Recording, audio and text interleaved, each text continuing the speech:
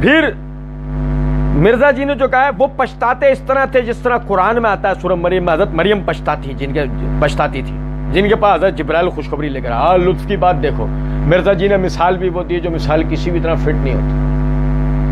مریم پچھتاتی تھی. مریم, آج تک مفسرین میں ایک شخص ایسا نہیں گزرا جس نے کہا مریم نے جو بات کی, میں آپ کو پڑھ کے سناؤں ذرا بات کو. یہ سورہ مریم ہے. اس سورہ مریم کی آیت نمبر 23 ہے. قالت یا لیتنی مت قبل ھذا وکنت نسیا منسیا. ہائے کس طرح میں اس سے پہلے مر گئی ہوتی اور بھولی بسری ہو گئی ہوتی. جو پچھتانا نہیں ہے. مرزا جی خیر تو بس مرزا جی کو اپنی بات ثابت کرنے کے لیے وہ لولے لنگڑے آگے اندھے بہرے مقلدین بیٹھے میں کون پلٹ کے پوچھے گا. یہ وہ وقت ہے جب سیدہ مریم کو حمل کی تکلیف ہو رہی ہے آخری. یہ وہ وقت ہے. اس وقت میں ان کی زبان سے کلمات نکلے. کس وجہ سے؟ کہ ان کو یہ مسئلہ ہے کہ میں بچے کے لیے کیا جواب دوں گی کہ یہ بچہ پیدا کیسے ہو. سنو ذرا بات. اچھا, مرزا جی کہتے ہیں جن کے پاس جبرائیل خوشخبری لے کر آئے بیٹے کی خوشخبری لائے نا, سورہ مریم پڑھ کے دیکھیں. جس نے فرشتہ سامنے دیکھ لیا, اللہ کی بشارت دیکھ لیا, اب اس کو کوئی شک رہ گیا ہے؟ بتائیں. اب کوئی مرزا جی سے پوچھا ہے, مرزا جی وہ ابراہیم علیہ السلام کی بیوی کے سامنے جب فرشتے نے بچے کی بشارت دی, وہ ابراہیم علیہ السلام کی بیوی نے جو کہا یہ کیسے ہو سکتا ہے, میں بانجھ ہوں, میں اور میرا شوہر بوڑھا ہے, تو ہمارے اولاد کیسے ہو سکتی ہے؟ وہ فرشتے کو سامنے نہیں دیکھ رہی ہے کیا؟ اچھا چلے اسے چھوڑیں. مریم نے جب کہا اس سے مجھے اولاد کیسے ہو سکتی ہے, نہ میں بدکار ہوں, نہ مجھے آج تک کسی انسان نے آج تک ہاتھ لگایا, تو جب بھی تو مریم سامنے فرشتے کو ہی دیکھ رہی ہیں. پتہ نہیں مرزا جی کہاں کی مارتے رہتے. مرزا جی کے منہ کو واہ مرزا صاحب نے دلائل دی. سنو ذرا بات. اللہ کی بشارت دیکھیں. اب اس کو کچھ شک رہ گیا ہے, بتائیں. شاہ جی نے بولا نہیں. شاہ جی بولے گا نہیں, ہمارے سامنے آپ بولے گا بتائیں, ہم آپ کو بتاتے. مرزا جی نے بولا اچھا. اس کے بعد آتا ہے ان کو حمل ٹھہر گیا. وہ حمل ان کے اس کے بعد ٹھہر گیا. سنو ذرا بات. اور کیا ہوا؟ اس کے بعد ان کا حمل ٹھہر گیا. اور سنو ذرا بات کو. آیت نمبر ہے یہ 23. اور سنو, آپ حیران رہ جاؤ گے. یہ مرزا جی ہیں چو ہمیں سورہ مریم پڑھنے کے لیے کہہ رہے ہیں. آیت نمبر 22 پڑھ رہا ہوں میں آپ کے آگے. کیا پڑھ رہا ہوں؟ یہ کیا تھی؟ مرزا جی نے جو بتایا آیت 23 تھی, میں آپ کے آگے آیت 22 پڑھ رہا ہوں. فَحَمَلَتْهُ, پہلا لفظی کیا ہے؟ فَحَمَلَتْهُ فَانْتَبَذَتْ بِهِ مَكَانًا قِصِيًّا. بس اسے حمل ہو گیا اور مریم اسے لیے ایک دور کے مقام پر چلی گئی. حمل اس کے بعد ہوا ہے پہلے ہوا ہے؟ قرآن نہیں بتایا ہے. اس جملے سے پہلے حمل والا معاملہ ہوا. مرزا جی کا کام دیکھو. ان کو حمل ٹھہر گیا, وہ ایک درخت کے نیچے جا کے بیٹھ گئی اور وہ کہتی کاش میں بہت پہلے ہی مر کے مٹی ہو چکی ہوتی. مر کے, یہ کیا ہے کمال مرزا جی. کاش میں بہت پہلے ہی مر کے مٹی ہو چکی ہوتی ہے, نسیہ منسیہ ہو چکی ہوتی ہے. اب دیکھیں یہ میں دوبارہ پڑھ رہا ہوں. یا لیتنی مت قبل ھذا, ہائے خرابی, کاش میں سے پہلے مر چکی ہوتی, مر کے مٹی ہو گئی ہوتی. ایسا بدتمیز, ایسا جنگلی آدمی ہے یہ.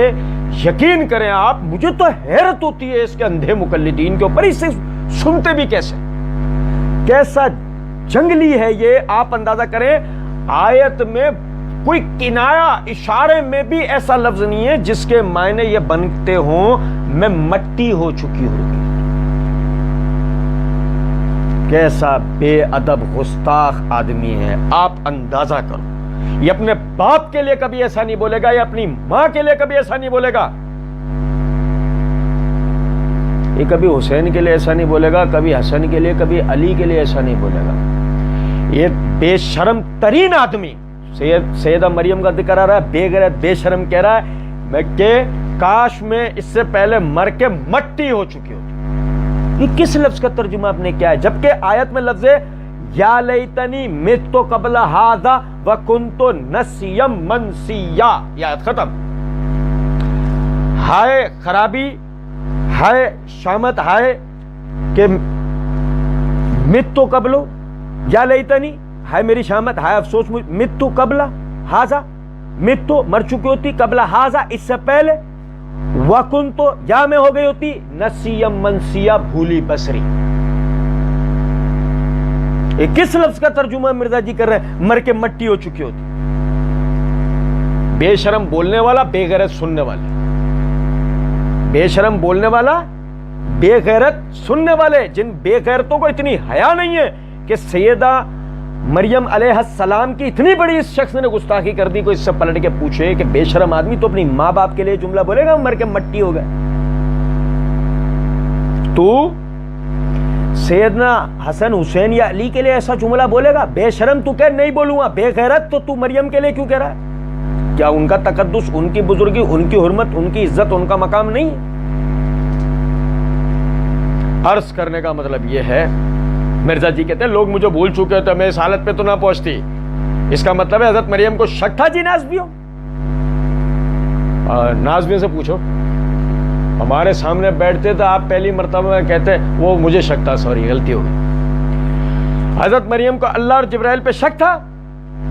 نہیں تو جب مریم نے فرشتے کو یہ کہا تھا مجھے کیسے ہو سکتا جب شک تھا؟ کہتے ان کو تو پتا تھا، کیوں علم غیب تھا.